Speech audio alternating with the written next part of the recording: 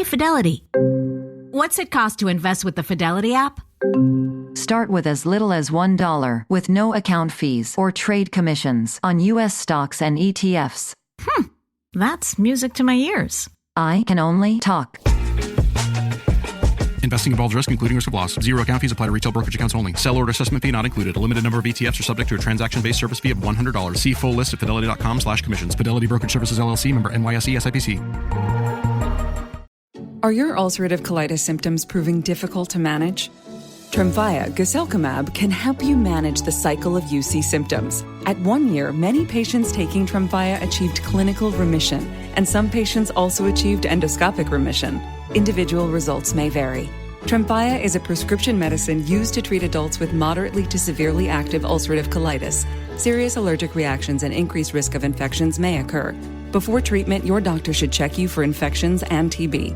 Tell your doctor if you have an infection, flu-like symptoms, or if you need a vaccine. Ask your doctor if Tremfya can help you manage the cycle of UC symptoms. Call 1-800-526-7736 to learn more or visit tremfyaradio.com.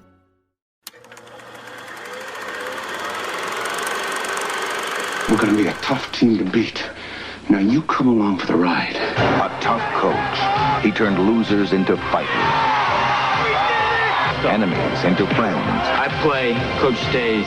He goes, I go. Challenges into triumphs. If you put your effort and concentration into playing to your potential, in my book, we're going to be winners.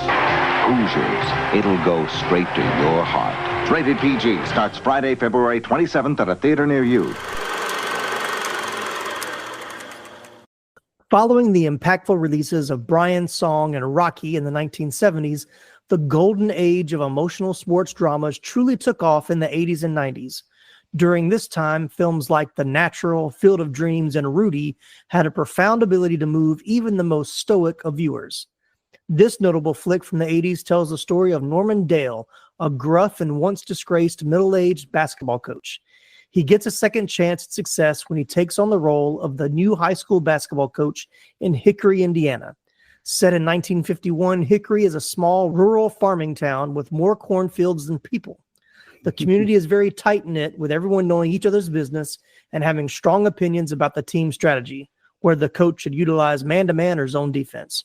Whether Dale likes it or not, this tiny town may be his last opportunity for redemption.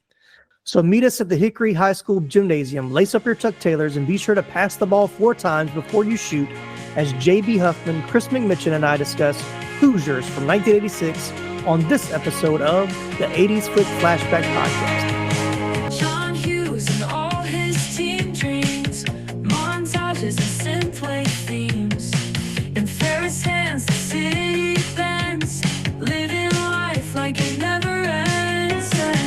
ATM bikes into the sky, Breakfast Club just getting by, radical dreams and daring quests. Back then we were all very best. In the 80s we will run, where every day is just pure fun. Goonies never say die, they remind. In those films we lose our minds. Well, hello there, 80s Flick lovers. I'm Tim Williams, creator and host of the 80s Flick Flashback Podcast. Get ready to relive the thrill of wild adventures, killer soundtracks, and those unforgettable one-liners that still echo in our heads. From high-speed chases to life-or-death showdowns, we're diving into the kind of films that made this decade legendary. We're pumped to have you along for the ride, and if you're loving the show, don't hesitate. Drop us a glowing 5-star review on Apple Podcasts, and don't forget to hit that follow or subscribe button so you never miss an episode. We want to hear from you. Connect with us on Facebook, Instagram, TikTok, or YouTube. Your thoughts and memories are what make this community excellent. If you're feeling generous, you can support the show over at buymeacoffee.com. Every little bit helps keep the podcast going strong. Be sure to swing by 80sflickflashback.com and our TeePublic store for some truly rad merch and original designs. Let's keep the magic of the 80s alive and well.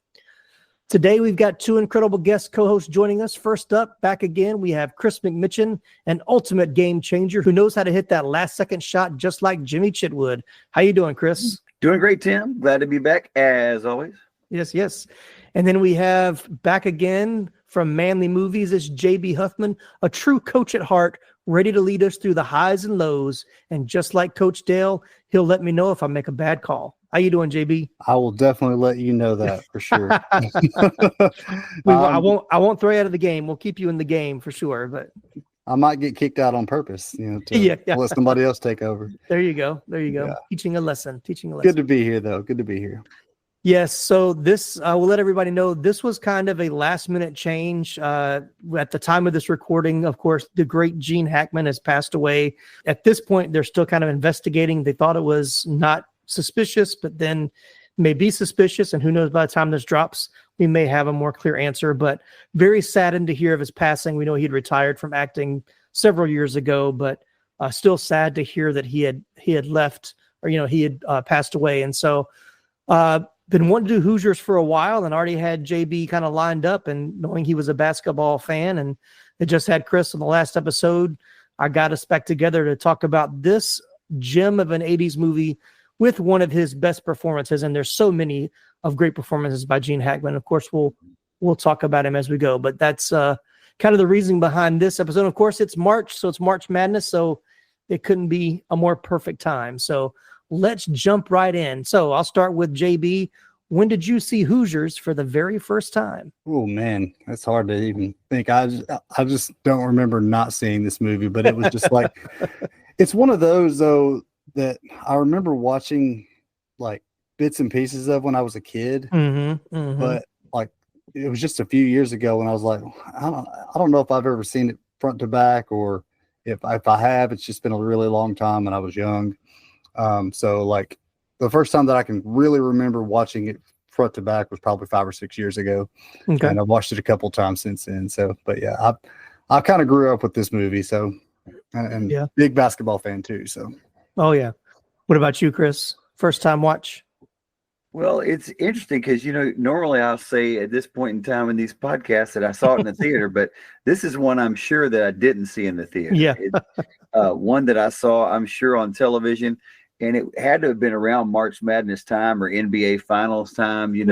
Whenever basketball is in the limelight of the public eye, they tend to, show this on a TBS or TNT or, one of those size FX or something. And I'm sure that's where I caught it for the first time. And I was kind of instantly hooked. And I thought to myself, man, this would have been good to have seen on a big screen. But it didn't work out that way for me this time. So. Right. Yeah. I didn't see this one in the theater either. I want to say, I know I watched it like in college with some friends, because I was good friends with some guys at Georgia Tech. And of course, during the late 90s, early 2000s, Georgia Tech basketball was decent, I guess. I mean, they weren't, breaking any, making any championships, but they were in the hunt most of the time, at least in like the top 32 or Sweet 16.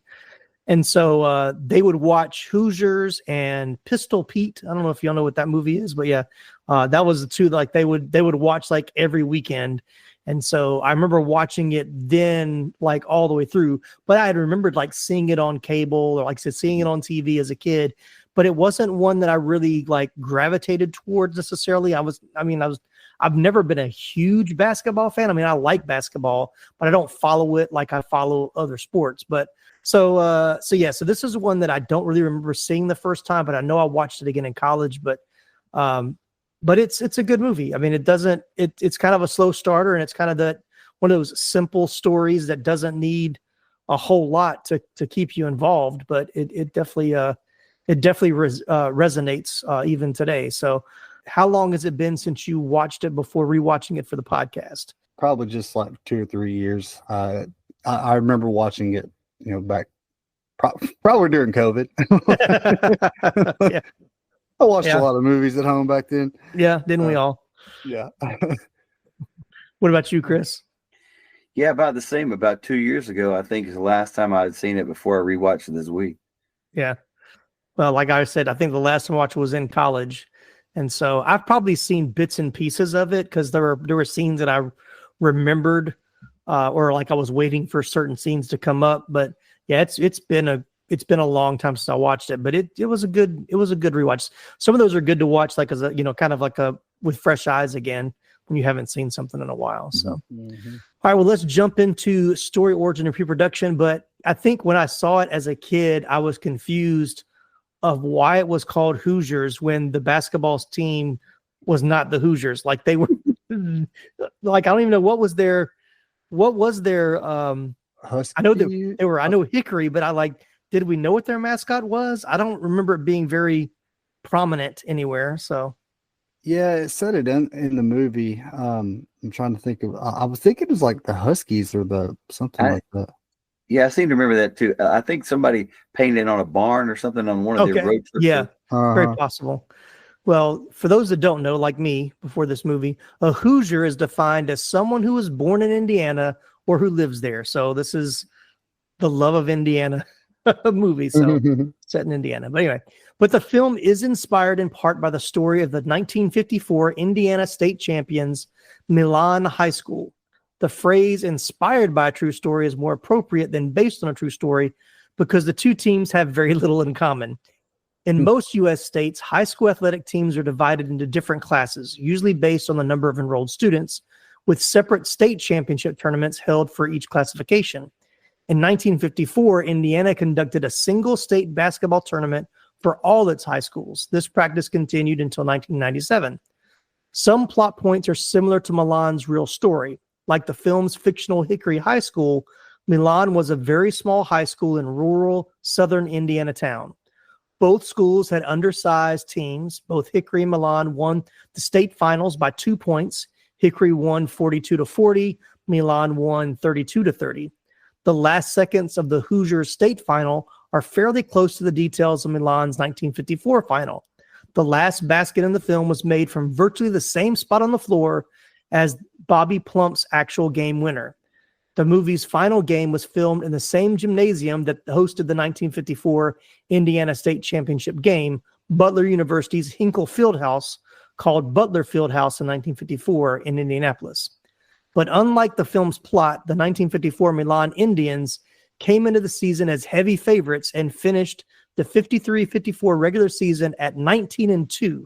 In addition, the 1952-53 team went to the state semifinals, and they were considered a powerhouse going into the championship season, despite the school's small enrollment. So that's the true story behind Hoosiers. But it was written by Angelo Pizzo and directed by David Anspaugh. It would become the first film for both of them. It began as much of a Cinderella story as the kids in the crimson and gold playing for Hickory. Pizzo, I think it's Pizzo, I don't know. And Anspaugh both grew up in Indiana and were roommates at Indiana University. So naturally, they wanted to make a movie about the state and its love of basketball.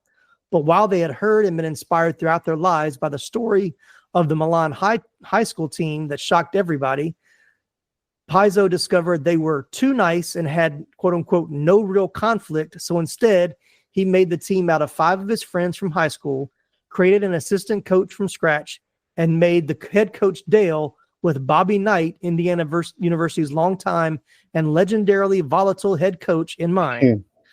Pizzo said, "I wondered what would happen if Knight punched a player. I utilized Knight's offensive philosophy, 4 passes before a shot.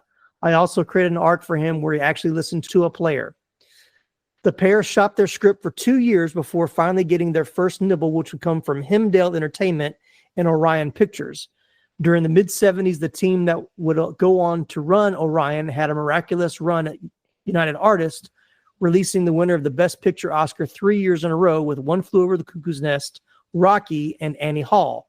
But by 1985, those hot hands had turned ice cold. Orion was coming off a disastrous year at the box office, highlighted by the embarrassing flameout of its high-profile Indiana Jones, James Bond wannabe, Remo Williams' The Adventure Begins, still one of my favorites. Needless to say, the adventure did not go on any further because it was a big bomb. When Orion signed on to distribute Hoosiers, it didn't fool itself in expecting too much from the little $6 million slice of feel-good heartland nostalgia. After all, it was a sports movie, and sports movies rarely performed commercially well. Even Hackman, who only got the role of Coach Dale after Jack Nicholson and Robert Duvall both turned down the role, told reporters that he thought the film would be a career killer and go straight to video. But at the time, Orion desperately needed to fill out its 1986 slate, a slate that would wind up including Hannah and Her Sisters, Back to School, Something Wild, The Three Amigos, and Platoon. Next to the big ticket movies, Hoosiers was little more than an afterthought. What few inside or outside the studio knew was how deeply Pizzo and Anspaugh got small Midwest towns like Hickory. They had attended the University of Indiana and grown up in the state not very far from where Milan played varsity high school. They said every coach in every small town would drag out the 1954 Milan story to try to inspire you. These two men understood not only who the characters in their film were, the way they spoke to one another at the barber shop and farm supply store, but how much basketball meant to them, and they knew it in their marrow.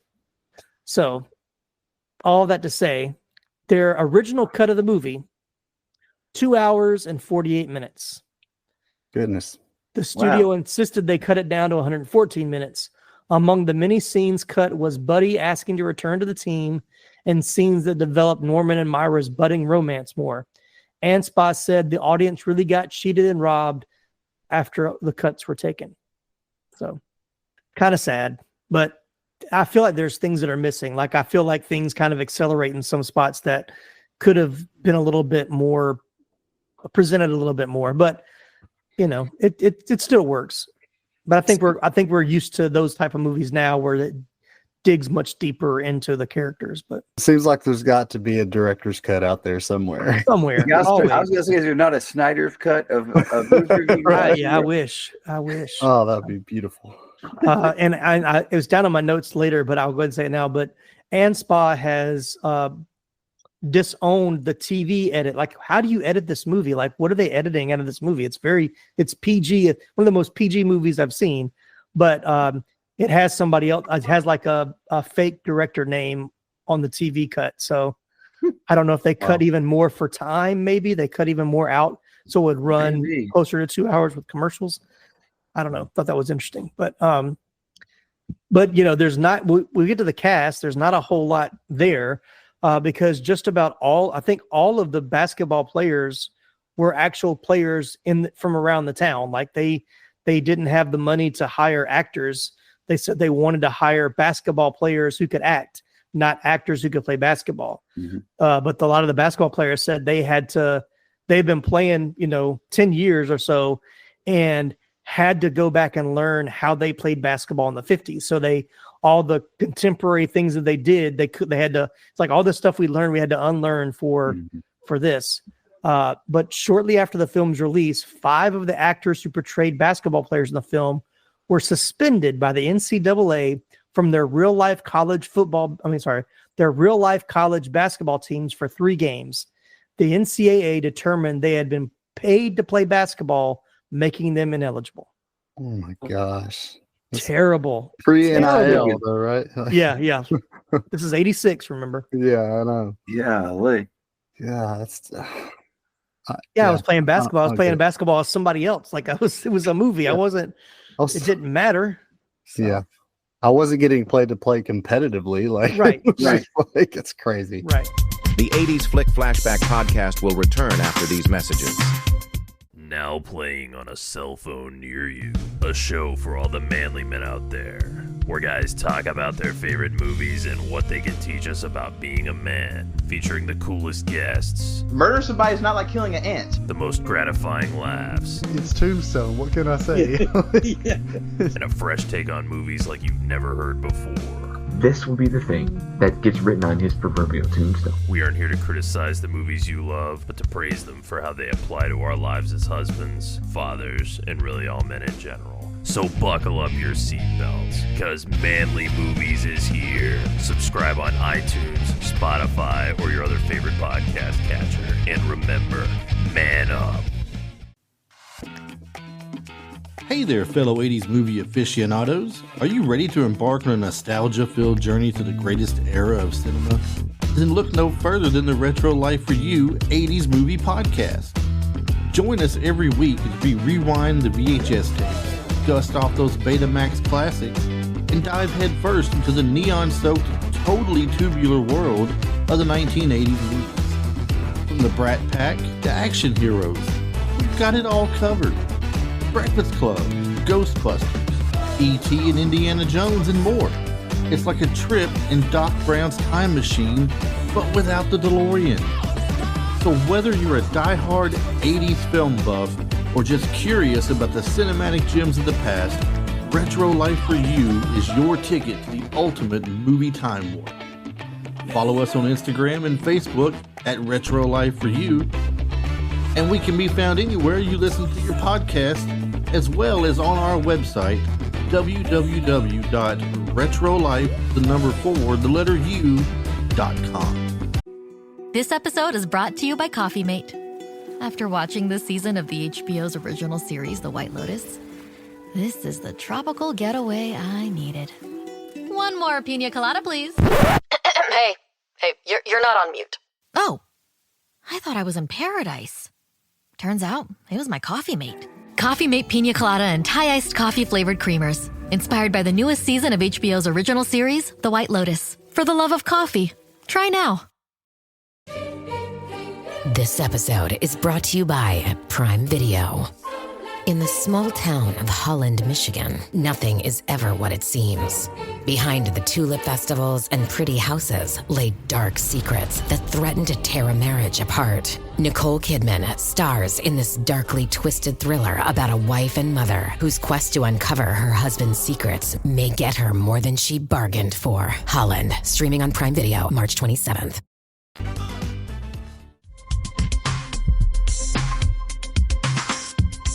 All right, well, you ready to jump into cast? Yep. All right. So, of course, we're going to talk about the star of the movie, Gene Hackman, as Coach Norman Dale.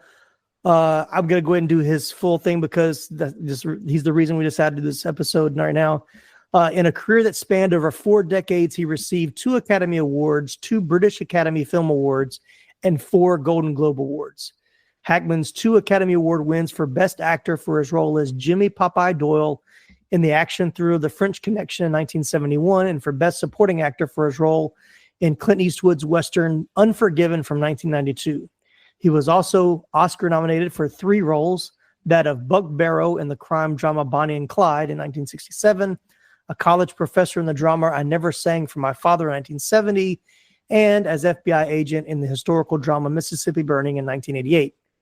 Hackman gained further fame for his portrayal of Lex Luthor in 3 of the Superman films from 78 to 87.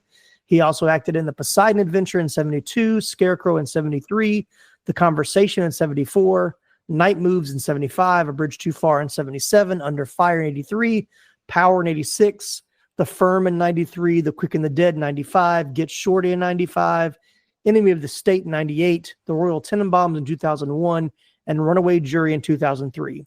He mostly retired from acting after his final film role in Welcome to Mooseport in 2004, occasionally providing narration for television documentaries until 2017. So, yep, the great Gene Hackman. So, I'll do a little bit of trivia about him here in regard to the movie, but we usually do this for these kind of movies, but all-time favorite Hackman role of any decade. Man. It is Unforgiven, and it's not even close. Like I had a feeling that was going to be your choice. So.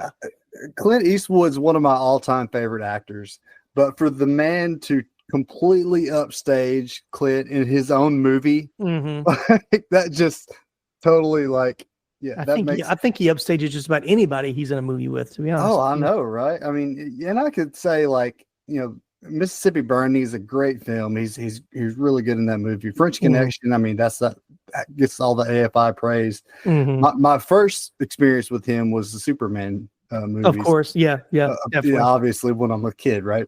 Right. But for me, it's his role in Unforgiven, and nothing else touches it, man. And he won Best Supporting Actor for that. Right. Yeah. What about you, Chris? Well, I agree that he's the first Lex Luthor I ever knew, other than comic books. In reality, seeing somebody inherit that role, inhabit that role, it was really him first. But my favorite role of his was actually not on your list from just now, but it's Crimson Tide. Yes. I loved him in Crimson Tide, and I think that Denzel Washington may be the greatest actor that's ever lived, in my opinion. I mean, he's just phenomenal, everything.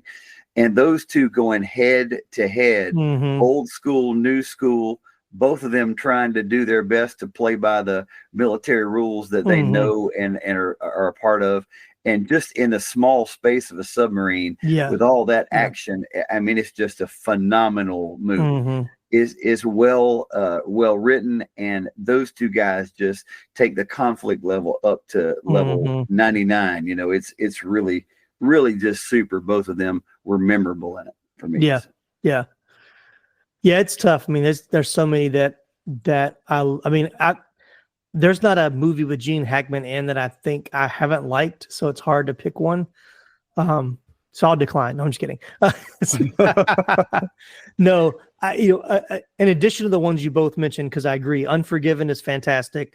I love Crimson Tide, one of my favorites for sure. I really liked him in Enemy of the State. That's like one of my favorite, another, I think there's both Tony Scott, Crimson Tide and Enemy of the State. But yeah, I mainly knew him as a kid from the Superman movies for sure. And probably this one in the 80s, because I think most of the other ones he did in the 80s were not like kid-friendly movies. But yeah, I mean, he was good in The Firm. He's good in Get Shorty. The Quick and the Dead is another underrated Western that he's phenomenal in as well. So yeah, I mean, The Replacements is another one. The Replacements, yes. And he was a coach. He was a coach, exactly. Yeah. He plays the coach well, that's for sure. So, yeah.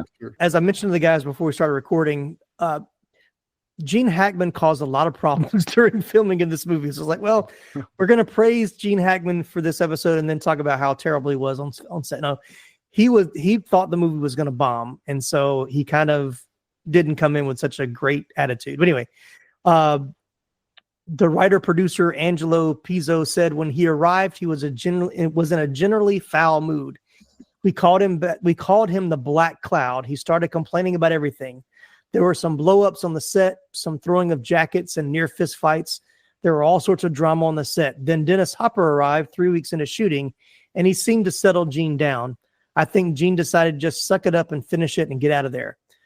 On the last day of filming, Hackman said, I just want you to be prepared for the fact this movie might get on a few screens here in Indiana, but then it'll end up in the dustbin of films that never made it, and the only people who remember it are you two. And I hope I forget it when my plane lands in Los Angeles. He said Gene had a lot more experience in filmmaking than we did, so we thought his assessment was probably accurate. So after that, he insisted on viewing a rough cut of the film before going in to re-record some of his audio. Director David Anspaugh said, Angelo and I knew that if he didn't like it, he wouldn't show up at the studio to re-record the dialogue. But he showed up, walked in the room, took his glasses off, looked me in the eyes and said, how the blank did you do that?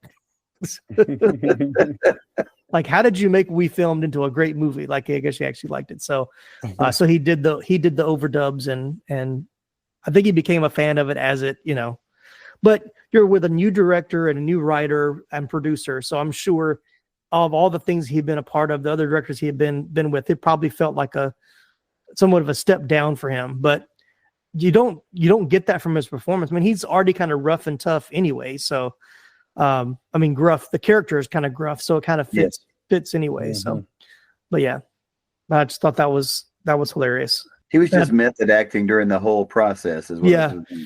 And then I read a few accounts where like Gene Hackman's agent kept trying to get Anspaugh fired as the director. Like Hackman wanted somebody else to come in and direct. So that sounds like some Sylvester Stallone stuff, man. Yeah. I'm gonna still keep good thoughts of Gene Hackman in my mind. Oh yeah, for sure. Sure. All right, so next on the list is Barbara Hershey as Maya Fleener. We talked about Barbara Hershey on 2 of our previous episodes, Beaches from a couple of seasons ago, and then The Natural, which we did, I think, last year. But let's see. She's a multi-award-winning actress and has been in some of Hollywood's most memorable films. She began working in television and then quickly advanced to starring roles in the 80s. The 80s catapulted Hershey's film career when she starred in The Stuntman in 1980 with Peter O'Toole, The Right Stuff in 83. She was also in that we covered. The Natural in 84, Hannah and Her Sisters in 86, 10 Men in 87, and Beaches in 88. She returned to television in 1990 with her highly lauded performance in A Killing in a Small Town and she was also in the last season of Chicago Hope. So I'm not a huge Barbara Hershey fan, but she's pretty good in this. So she has her moments. Yeah, and I'm not a fan of Woody Allen's at all. No. Yeah. But she was good in Hannah and Her Sisters, even though I didn't really care for that movie. Right. But The Right Stuff is one of my favorite movies. Like, I love it so much. Mhm. She doesn't have a huge role in that. No, yeah. So I kind of forgot she was in it until it popped up on there. But yeah. And even her role in The Natural is pretty short. She's in the beginning, and that's really about it. But at least it's a memorable role. I mean, I knew her more from Beaches. That was a movie that I watched a lot as a kid. So go back to that episode to hear that story. But she's okay in this. That's one of the things I wish the movie had more of their relationship, because of course you do it from the beginning. Okay, that's who he's going to end up. That's going to be the love story aspect, but it really doesn't play out. They just they have a few conversations, and then they're kissing after the big game, and it's like, okay, well, I kind of knew that was coming anyway, but I would have liked more of that story to see kind of how they really kind of came together. But and it really was a pretty big jump. I mean, she's rude to him from the beginning. Yeah. Just like, man, and that's what you find yourself saying as you're watching it. Man, she's really rude. She's really rude. She's really rude. Yeah. Well, now they're kissing. I don't know. Yeah. We must have missed something in there. That's why I said when I saw there was a longer version, like I could see that being a big part of what was cut. Because when it got to that scene, and I was like, I feel like there were some scenes that either did I forget about that happened 10 minutes ago, or they just weren't there, and they just weren't there. So, but all right, then we'll move on to Dennis Hopper as Wilbur Shooter Flatch. He made his first television appearance in 1954, and soon after appeared in two of the films that made James Dean famous. He was in Rebel Without a Cause in 55 and Giant in 56. He then acted in Gunfight at the OK Corral in 57, Cool Hand Luke in 67, Hang 'em High in 68, and True Grit in 1969. He made his directorial film debut with Easy Rider in 69. He became frequently typecast as mentally disturbed outsiders in films such as Mad Dog Morgan in 76, Apocalypse Now in 79, Rumblefish in 83, and Blue Velvet in 86. His later film roles included True Romance in 93, Speed in 94, Waterworld in 95, and The Other Side of the Wind in 2018. So it's kind of interesting that he was in Easy Rider and True Grit in the same year, because completely different type of films. Well, completely different like eras in film history. Like True Grit basically represents old Hollywood. It's like the last of the dying breed, and Easy Rider is like, welcome to what's going on now. Like, right. So it's kind of crazy, and I like that. Not to get on a tangent, but I like that John Wayne got that Oscar that year, because that was like representative of the past. And so yeah, I don't know. It's just I didn't even think about the fact that he was in True Grit until you mentioned that. I was like, oh crap, he was in True Grit. Dang, both of those movies in the same year, which he directed Easy Rider. So pretty cool. But Cool Hand Luke's one of my all-time favorites. So man, I love that movie so much. Yeah. Chris, are you a fan of Dennis Hopper, or any movies you remember him from enjoying him? Yeah, I of course remember him as the big baddie in Speed. Yeah, of course. Yeah, that's a pretty pivotal role there, and I didn't know he had directorial credits on his resume too. That's outstanding. That's good. Yep. So Harry Dean Stanton turned down the role in 2013. He expressed regret over saying no to the film, and actually couldn't remember his reasons for declining it. So it's like, that would have been amazing, honestly. Yeah. They're kind of interchangeable in the kind of roles that they play as well. So I can see that. This was fascinating. In the original script, Shooter leaves rehab to attend the state championship game. Dennis Hopper, who had just gotten sober, thought this plot point was detrimental to the story. David Anspaugh said, "We sat down over coffee, and Hopper said, guys, I wish I'd brought this up earlier. I know there was something that bothered me about the scene. It doesn't work. It can't happen. It would suggest that Shooter didn't take his sobriety seriously. And I know from experience that Shooter made a real commitment, and there's no way he would leave that hospital." Angelo and I had been living with that scene in our heads for years, and we really argued against cutting it. And Dennis said, trust me. And we trusted him, and he was absolutely right, which I think is a good, a good change to make. I mean, that's what you would expect to see his dad at the championship game, but it's almost better with him listening to it at the hospital, and having that scene with his son coming to see him before the game and, seeing that his dad's doing better and kind of like, it's almost kind of unspoken. They're like, you need to stay in here and finish what you started. It's a very pivotal scene. So yeah, to have him show up at the last game, I think would have kind of lessened that impact, I think.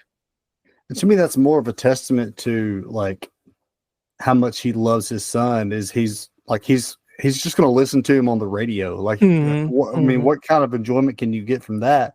But I mean, it's his son playing, so it's right. like, yeah, it's pretty cool. Like, you could be cheap and make him break out and go watch the game in person, but like to show that he's dedicated enough to actually just listen to him on the radio but still want to try to get better. So it's pretty cool.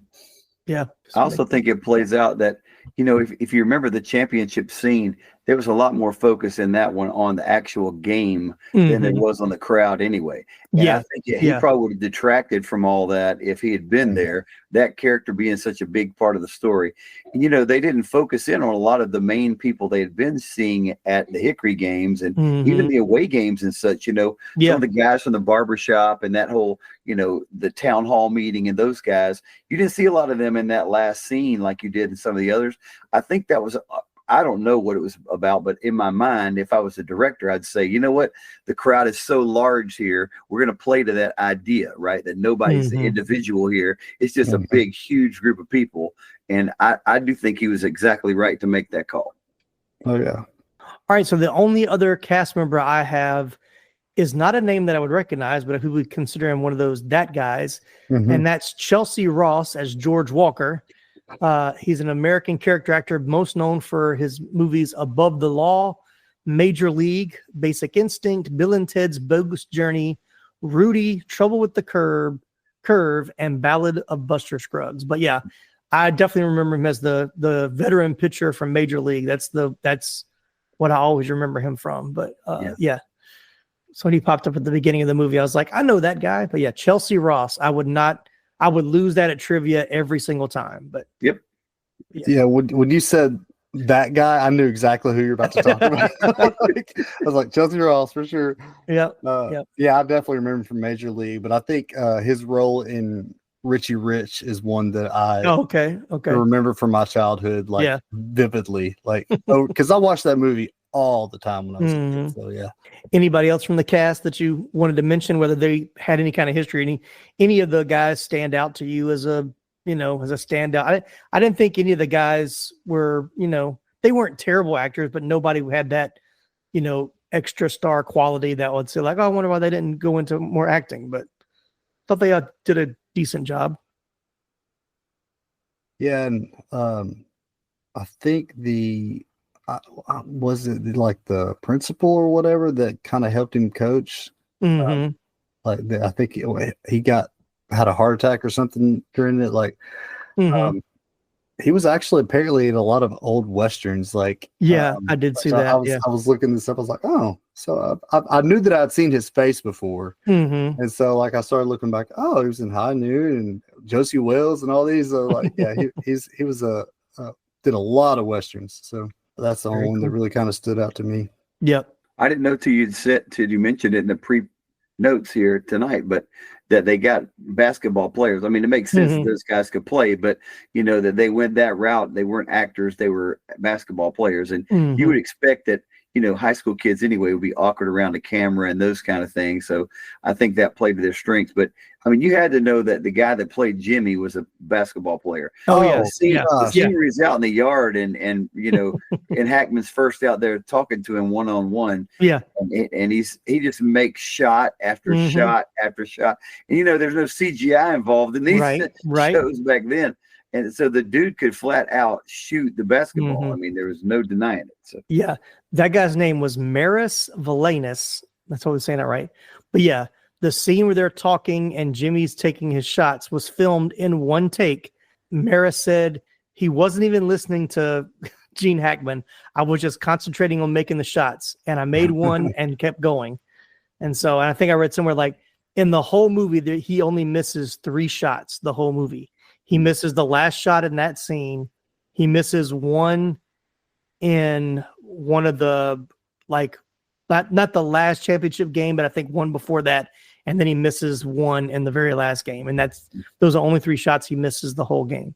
I mean, the whole movie. So, but yeah.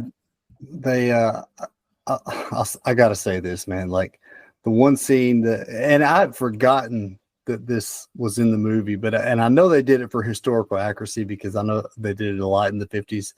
But the little guy that was shooting the free throws, he was shooting the Grady style. Yes, yeah. It really bothered me as a coach watching it because it's not as good as it's cracked up to be because you have 2 hands versus just one. Yeah. And there's more margin for error that way. But they used to do that a lot back then. But it's just watching it just like drove me nuts. Yep. But good on them for being historically accurate. Yes. In the Rick Barry style. Yep. I have that note here. The underhand style was not uncommon in the 1950s. Several NBA players used it either occasionally or on a regular basis. As of 2022, the last professional player to use it almost exclusively was, as you said, Rick Barry, who retired in 1980. Barry hit 90% of his free throws during his career, the best percentage of made free throws in NBA history. So, hey, if it works, it works. His son played college ball, and he did it the exact same way. Canyon Barry. Yep. Hey. I remember watching, I think it was at Vanderbilt or somewhere. It was just a few years ago, and I saw this dude shooting Grady shots. I was like, who is this kid? And then I saw his name. I was like, oh, that's why. Oh, man. Love it. All right, well, let's jump into iconic scene. So the iconic scene for you, if someone says Hoosiers, what's the scene that you think of first? I'll start with Chris on this one.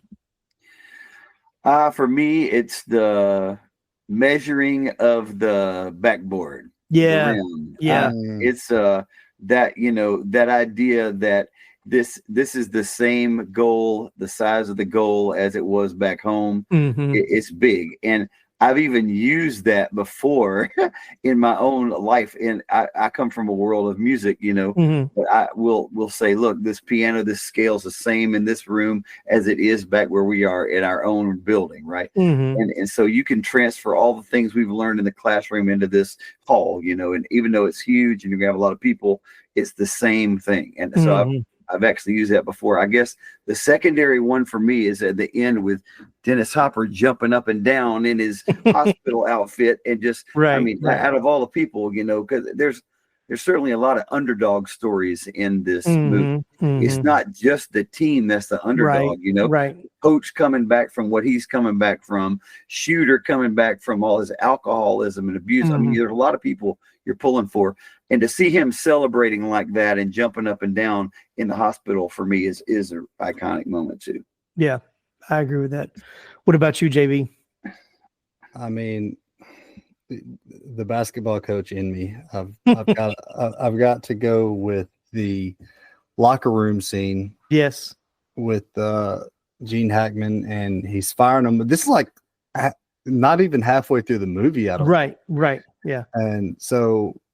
But the one line in that, and that's the most memorable one. I mean, where I had to write it down, which I went and looked it up afterwards, but it's my entire style of coaching as well. So it's like he says, if you put your effort and concentration into playing to your potential to be the best that you can be, I don't care what the scoreboard says at the end of the game. In my book, you're going to be winners. And like in society, it's like everyone demands instant gratification. They want wins right now, but like winning is a byproduct of doing things the right way. And so like put your energy and focus not on winning, but just like taking everything that I've taught you and applying it and doing your absolute best and giving 100%. And you know what, you're probably going to win a lot of games doing that. And at the very least, you're going to get better and better and better. But I mean, it's like that in life. Like people expect not get on a tangent, people just kind of expect way too much, and the people feel like they deserve way too much, and so but to me it's all about just working hard and doing your best, and like just letting that be the testimony to your ethic, your work ethic, and being able to say, you know what, I gave it my best shot, no matter what you're doing in life. So right. Yeah. And then right after that, of course, they invented the slow clap. Yes. Yeah. Oh yeah, for sure. Yep. The motivation scene, that's definitely the top of my list. I don't really have like an iconic scene because the whole like last kind of 20-30 minutes of the movie is so much basketball, but it's good. Like, it's like, that's where it gets exciting. Like everything that leads up to that is kind of like, they're just kind of, it's telling the story, but yeah, I think the final two games are the most exciting for me. And that's what I kind of think of as those, the scene that I remembered. I can't say it's iconic, but the most memorable scene. And when I started watching, I was like, I know this is coming up. And that's when Shooter comes in intoxicated, and he's like, where's your dad? Like, he had to be alone. It's too much pressure. I remembered that scene of him coming back in and being drunk. And I don't know why that seemed to have an impact on me, like as younger, but that's just the scene that I remembered. And so that's, which is why Hopper was nominated, I'm sure, and, nominated for the Oscar. But I just thought I had this written down for that scene. Hopper wanted a 10-second notice before the director called action. He would spin around for 10 seconds, allowing him to stagger onto the court and appear drunk. He remembered James Dean in Giant asking George Stevens for 30 seconds so he could spin around to better feel the inebriation. So that was a trick he learned from James Dean. But yeah, that scene was it's one of the most impactful scenes for sure of the movie. Yeah. All right. Any favorite scenes besides the iconic scenes? To piggyback on what you're talking about with Shooter, like this movie, Dennis Hopper just completely knocks it out of the park. And I really, really love the scene where Hackman goes to the ref and says, I need you to throw me out of this game. And he gets thrown out, and you see the look on Shooter's face when this happens, like, oh my gosh, what is happening? Am I about to have to coach this thing? Right. And just that whole scene with him, like the time that it takes for him to kind of catch his breath and get his composure back and actually just start to coach and talk to the guys.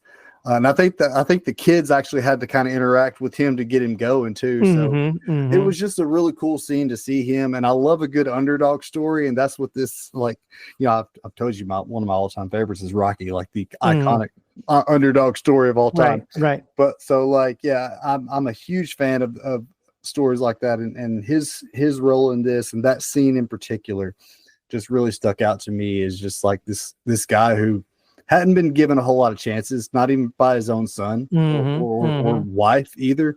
So like, he's just Gene Hackman, his role, Coach Dale passes the baton, gives it to him, and he, to see him come into that situation was just really cool. So I also think that the opening credits for me, which are long in this movie too, they last a good long time.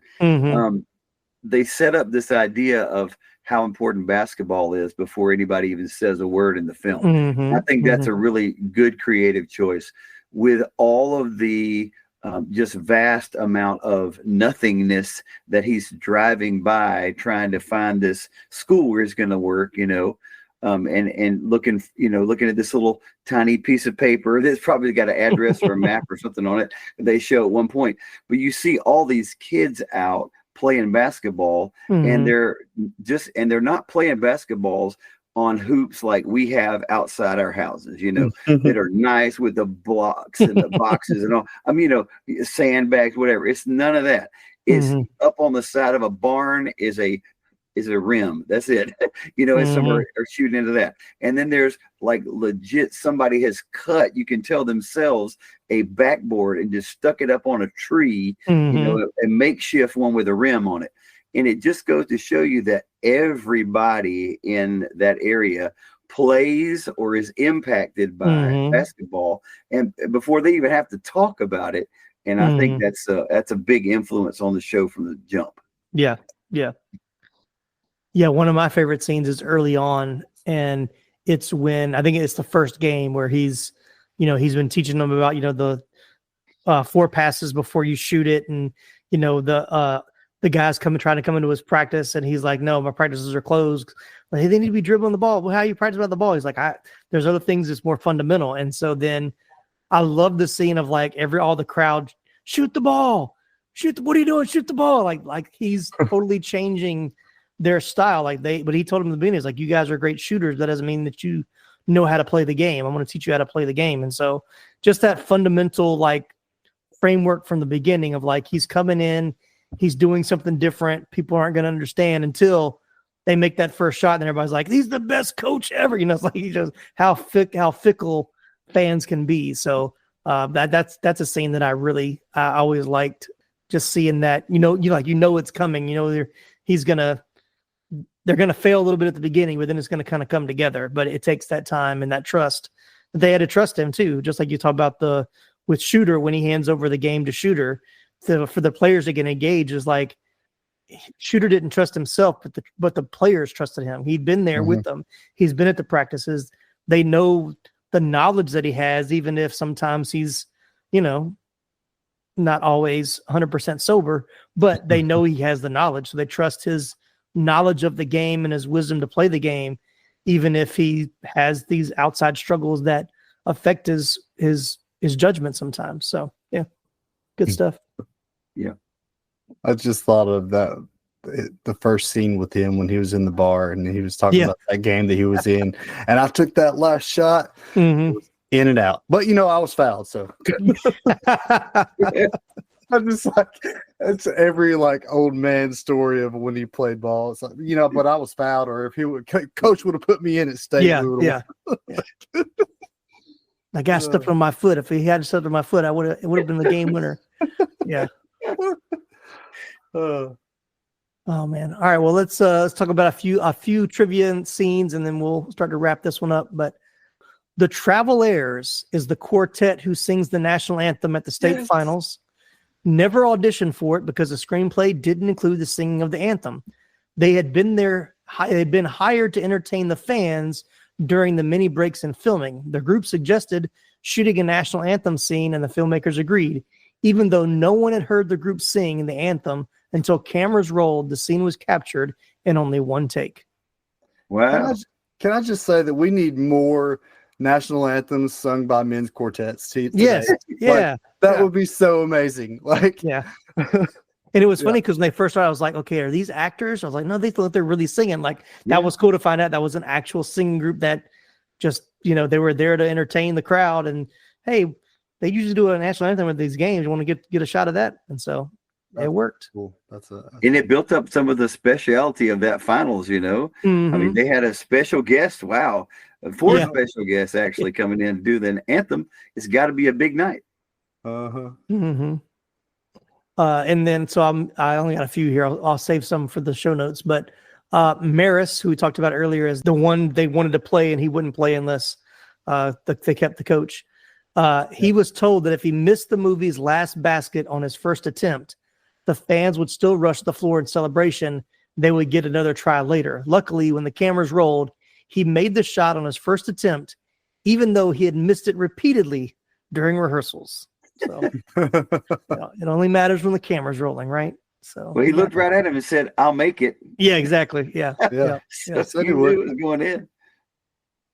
All right, then my last little trivia thing. So as I was confused about why the movie was called Hoosiers, the movie was renamed Best Shot in some international markets because most people outside of the U.S. wouldn't know what a Hoosier was. So I was like, Best Shot, still not a great title, but, makes more sense than Hoosiers if you don't know what a Hoosier is. So, I think a lot of people inside the United States don't know what Hoosiers are. Yeah, exactly. Yeah. I just noticed Indiana's basketball team. That's Yes. I didn't know what it was. Yeah. Right. That's why I was like, as a kid, I was like, why is this movie called Hoosiers? I don't see no Hoosiers on this team. The 80s Flick Flashback Podcast will return after these messages.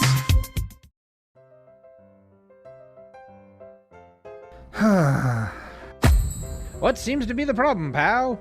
There's just so much pain in the world, so many issues. I don't think I can bear it. Hell, friendo, it sounds like you could use a dose of pop culture roulette. Pop culture roulette? What's that? Some sort of pop culture themed podcast or something? That's right, sonny boy. When hope seems far, dive into some PCR. But I already get my entertainment news from Variety. Huh, that's pretty good. If you're a chucklehead, PCR gives you news you need, condensed, unfiltered, and raw, from three nerds who know a little something about something. Wow, okay, sign me up. That's the spirit. Pop Culture Roulette. New episodes every Monday, available on all major podcast directories. Good night, itchy eyes. Good night, sudden sneeze. Good night to your symptoms of allergies. Zysol is the allergy medicine you take before bed. It provides powerful relief while you rest your head. Not just all night, but all the next day. Zysol keeps working, keeping allergies at bay. And without those annoying symptoms disturbing your rest, you can wake up the next morning feeling your absolute best. Remember, be wise all, take Zysol. At night.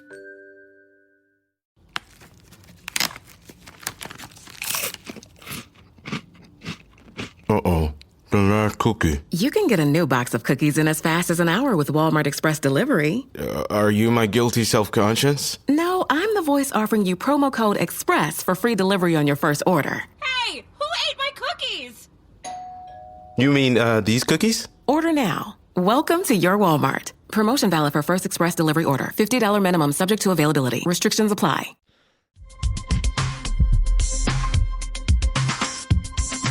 All right, box office. Hoosiers opened as a limited release in 30 North American theaters on November 14th, 1986, and it landed at number 17 at the box office. But, in 30 theaters, it's not, even though there was no real new release competition that week. It did not get a wide release until February 27th of 87, where it finally cracked the top 10, landing at number 5. It never went higher than 5, but it did stay in the top 10 for a couple of weeks. Despite the small budget, dire predictions, and little help from distributor Orion Pictures, Hoosiers grossed over $28 million and received 2 Oscar nominations, Dennis Hopper for Best Supporting Actor and Jerry Goldsmith for Best Original Score. So it was a critical success. Like the critics really liked it. And I'm sure word of mouth probably helped it by the time it made wide release, but kind of a tough when you drop it in November. So you kind of get through the Christmas season. There were some big releases around Christmas of that year. So waiting until February probably wasn't a bad idea. It's closer to basketball season too. So it did much better when it went wide. So, all right, now we come to the new segment where we take a look at how well this 80s flick holds up today. The all-new Rewatchability Nostalgia Meter is our way of measuring how enjoyable a movie is for repeat viewings, along with waves of nostalgia it brings. Here's how it works. It's a 1 to 10 scale. Any number between 1 and 10 will do, but here are a few parameters to help you decide. At the bottom, number 1 just means I saw it once, and that was enough. Right in the middle at 5 is a good rewatch every couple of years. And a perfect 10 means it's highly rewatchable and full of nostalgia. So we'll start with you, JB. Where does Hoosiers land on your rewatchability and nostalgia meter? It's going to be between 5 and 10, because it's one that I could go back to and put on every few years, and it's really just enjoyable and just kind of brings you back to a simpler time. So yeah. I wouldn't say it's a 10, but it's somewhere probably around a 7. So all right, 7. Yeah, so you can give us a number between 5 and 10. So I thought I did at first, my bad. So yeah, I know you just said between 5 and 10. Yeah, so 7. Okay. Mm-hmm. What about you, Chris? I think for me, I would probably land it at a 5, a good solid 5. But I think that if I watch it during March Madness time, which I kind of associated with that kind of time of year, then it jumps to a 7 or an 8. I think the time of year that you see it makes a huge difference. You know, if I'm watching it in August, it's a 5. Right? Does that make sense? Right? In the midst of NFL and college football's kicking off, it's good every couple of years. But like I said, the time of year makes a huge difference for me because that's what I associate it with.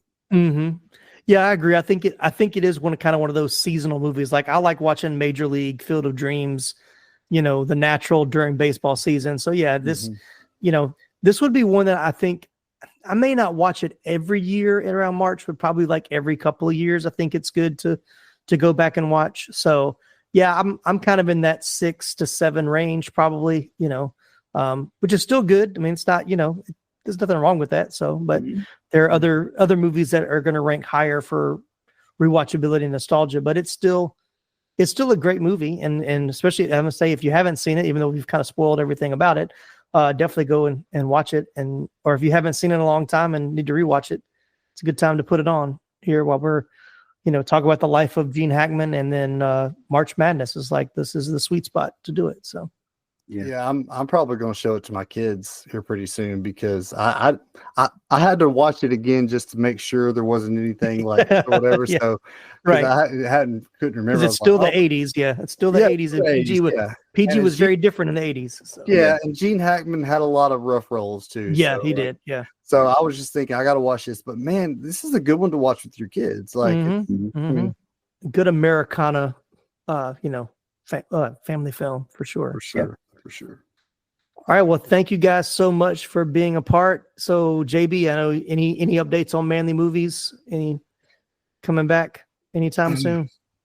Man, I really want to. It's just like I've got so much going on, and I was just asked to be the chairman of the local Parks and Recs committee. Oh, so yeah, we talked about that your last one. Yeah, add that to my other hats that I'm already wearing. So coaching 2 sports year round, and or 2 teams in multiple sports year round because 2 kids, plus being the softball rep, and now I'm over all of this too. So it's just like, man, things just start.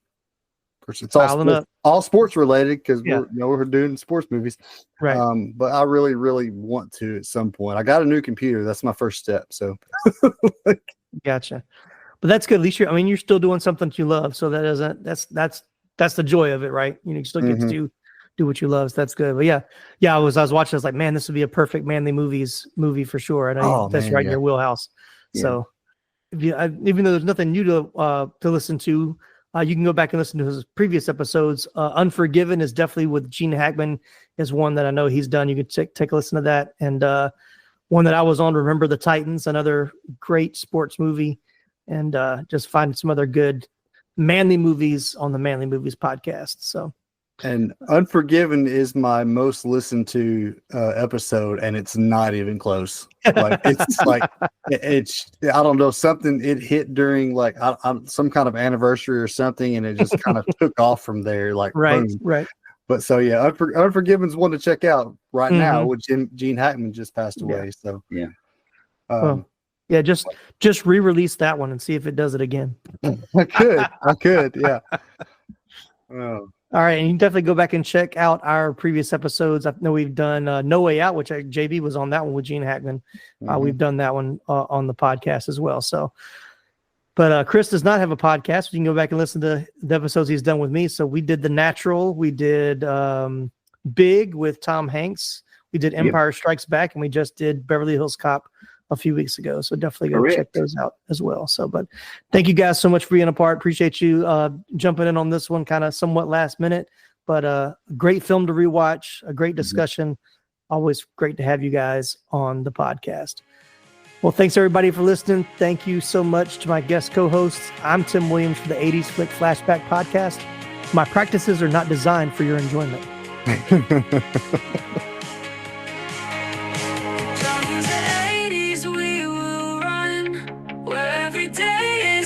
Pure fun. Goonies never say die, they remind. In those films we lose our mind.